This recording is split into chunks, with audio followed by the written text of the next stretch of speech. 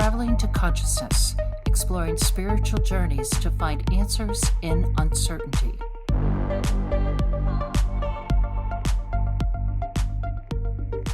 What is up, conscious monkeys? Welcome back to another episode of Traveling to Consciousness. As always, I'm your host, Clayton Cuteri, and thank you for being patient with me this past week. These past several days have been pretty crazy. I've been in Charleston house hunting because I'm on the move. I will be moving to Charleston, South Carolina, more specifically Mount Pleasant, for those who know. And it's been difficult. I've had a lot going on. It's not been difficult necessarily, but I've just not been able to get you guys the content you deserve. And piggybacking off of that, there will unfortunately not be a podcast, a Indigo Education on Thursday. Just like I said, a lot going on. So I'm trying to dedicate myself to figuring out what I got to do here.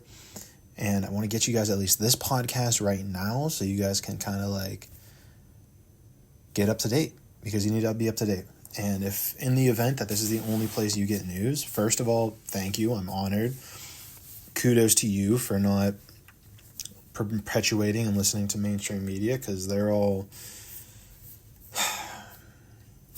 well, it seems like they all have an agenda that is not in alignment with what the average person wants. But let's not talk too much about them. Let's get into the headlines today. I'm going to give you guys a few headlines off the top, and then we're going to dive into some of the ones that I feel are have a little bit more meat to them that we can dive into, or that I enjoyed at least. So this honestly is probably going to be a pretty short podcast, just because my brain's scattered right now, all over the place. So let's just jump into it. Where are we at here? All right. So Greenland, their opposition party, pushes closer to ties with the United States. There's an independence party from Denmark, and they claim that Trump was playing like a big role in their election. Then we have in Ukraine, they launched their biggest drone strike at Moscow that killed 2, just as they were beginning to talk to each other. We have heightened tensions of our little favorite trade war going on between the United States and Mexico and Canada and China. And now the EU is getting involved, which is not ideal for the average common citizen. I think it's wrong. I think you're going to see that the average person, prices are going to go wrong. And look, I told you there's an impending financial collapse about to happen, and I don't see this trade war helping that at all. Maybe they're trying to create a financial collapse. I really hope it doesn't happen, but that's the energies that I'm seeing. So we'll see what comes of that. With all that being said, DOGE decided to cancel 200,000 federal government credit cards, which is just crazy that there's even that many. But we really do have to reduce the government spending. So I do want to applaud DOGE, Elon Musk, and I assume Trump would be involved at some level in that. I do want to give them credit on that. No pun intended. I do want to give them credit on canceling that funding, because I think that there is a lot of waste, fraud, and abuse, and I think that is the best thing that has been happening over the last, what are we at now? Almost 2 months. Over the last 2 months is what DOGE has been able to find, the waste, the fraud. They're actually proving now that the United States has been funding terrorist organizations. And this actually goes into one of our more recent news stories, which is that Trump ordered airstrikes on Houthi rebels in Yemen. On March 15th, President Donald Trump ordered military strikes against Iranian-backed Houthi rebels in Yemen. And let's be honest, probably backed by the United States government as well, killing at least 31 people. The airstrikes targeted the capital, Sanya. I hope I pronounced that right. I apologize. First time I haven't said that word out loud, or that city out loud. But they targeted the capital following the Houthis' pledge to resume attacks on Israeli vessels amid tensions over Gaza.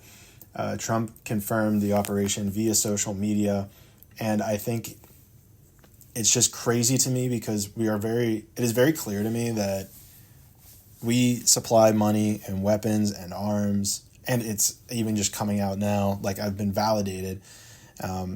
I've been confirmed. Let's put it like that. I've been confirmed by our own government. There's governmental elements that say, yeah, we fund terrorists. And so then we also fund the killing of said terrorists. So there's people that were killed were funded by the government, and then we kill them. So to me, it is the most evil thing that is occurring on this planet is literally paying to kill people, to sacrifice people. And so I think I want to quote from Representative Thomas Massey. If you don't know him, he's of Kentucky. Honestly, he's Republican, but honestly, I feel like this dude is on it. Like the spending bill, there was recently a spending bill passed, and he was the only Republican to vote against it because he understands how out of control our spending is. He actually got in a little tussle with President Donald Trump over it, which I don't, not smart on Trump's part, because Thomas Massey embodies a lot of the principles that Trump has ran on and promoted. So to see that scuffle, it really makes you think like, hey, like Trump, like what? Don't go after him. Like he's supposed to be like your core base. Like not necessarily the base, but like he's like, I don't know the right word. I don't want to say moderate. He feels moderate, but common sense. I don't know. A lot of his things, I'm not saying is 100%, but everything that I've ever seen him get like national news about, I've been like, dude, this dude's on it. And to go on that, on March 10th, Thomas Massey had a tweet he put out. He quote tweeted something from Tucker Carlson, but the essence of his tweet, Thomas Massey's, is this. He said, and I quote, "The military-industrial complex, MIC. The military-industrial complex demands about $50 billion per year in war. As soon as we quit spending $50 billion per year in Afghanistan, we started spending $50 billion per year in Ukraine. Watch where the next $50 billion per year goes when we stop sending it to Ukraine. The military-industrial complex is always hungry." He said that on March 10th, we bombed the Houthis, we send them there, and then he quote tweeted himself and said, "Regarding U.S. activity in Yemen, I recently said to watch for a new military engagement to compensate for the pullback in Ukraine. The military-industrial complex demands about $50 billion a year from our own government, above and beyond what's necessary to defend our own country." And I'm telling you, this dude is on it. Nailed it. The American people, it's overwhelming support too. I think it is one of the most agreed upon things. It's like 80 to 85% of people disagree with us spending billions and billions of dollars to fight foreign wars. It's like 80 to 85%. And the fact that this still occurs tells you everything you need to know about the fact that we are not being represented in Congress. And this is why I think Thomas Massey is so amazing. Like, sorry, there got interrupted for a bit, but he's a true patriot in my opinion. And I don't know. I hope he has some solid protection because you can't go around spouting all this stuff. I know he got in a little bit of trouble whenever he started talking about AIPAC on Tucker Carlson's show. He had a little bit of issues after that. So very smart man. He's at least very principled. He cares about just common sense, take care of people, take care of ourselves. And, this bombing effort, right? It doesn't serve America at all. And it serves Israel, because they're attacking Israeli ships. And so Donald Trump sitting here saying, so March 15th. So that was on March 15th. So it was 5 days before that Thomas Massey called it essentially. Of what was about to happen 5 days before that happened. So, yeah, this doesn't support America all. This is not America first. You're killing innocent people because you funded them in the first place. You said, hey, here's guns, here's weapons, fight against America, fight against Israel, and then we're going to come in and kill you, and then we'll spend money to take care of your families. So don't worry about them. We'll take care of them. Terrible stuff. Terrible, terrible stuff. Yeah, again, this isn't going to be a long podcast, guys, but we also have, and so I really, really feel like I need to just stress that enough, that the wars are manufactured wars. The wars are manufactured by the government everywhere. The Israeli government, the MI5, they pay terrorists. Mossad, they pay terrorists. CIA, they pay terrorists. They all pay for the terrorists. And then the governments come in, spend billions of dollars to wipe them out and to kill them. It's all manufactured, guys. And they know it. And it's the most evil thing, in my opinion, that happens on this planet. And they kill women and children because that is their main objective. Remove all the excuses from it. Remove every possible equation from it, and that is their objective. And they're spending our dollars to do it. And I think it is the most evil thing that is occurring on the face of this planet. And I unequivocally, it is...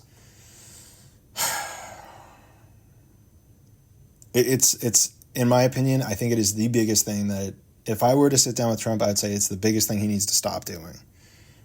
And why he's doing it, I could give you a couple guesses, but it's just, it has to stop. It has to stop. Let's move into some nature stuff.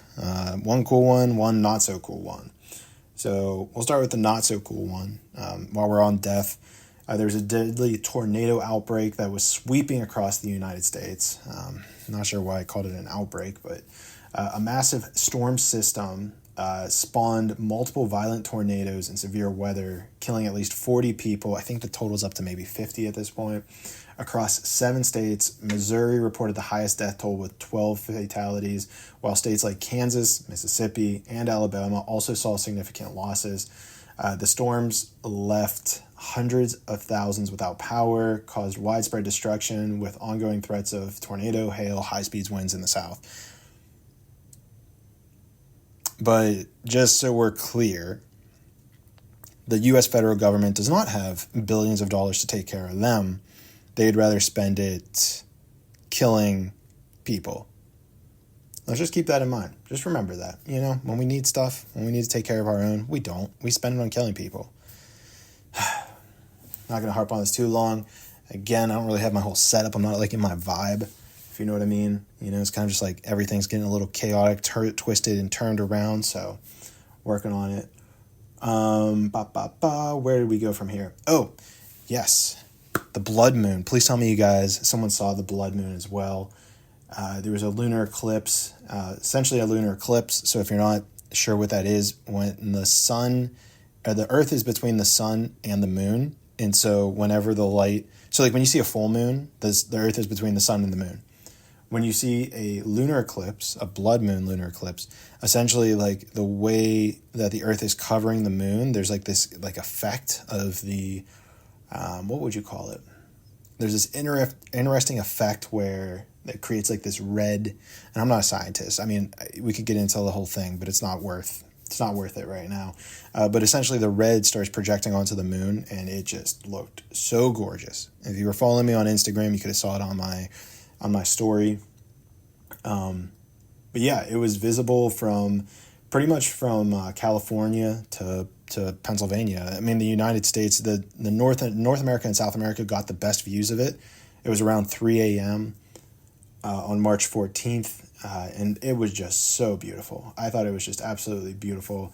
If you're going to wake up at 3 a.m., that's what you got to do it for. That type of stuff is really amazing. I think it's just so beautiful. So, and then one more thing. I guess this is also going to be an interesting developing story as we move forward here. Trump is claiming, if you don't know, I mean, you have to know if you're following here, but Joe Biden issued a ton of pardons over the last few weeks of his presidency.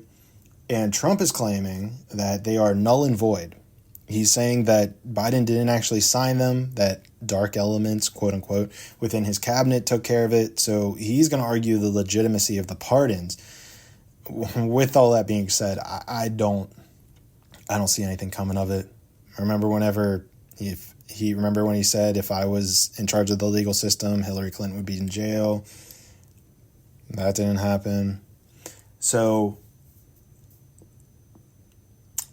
yeah, I don't see this thing having any really traction. It could just be a big distraction, again, from the war in Yemen, get people riled up. He also promised yesterday that 80,000 documents of the Kennedy assassination was going to be released.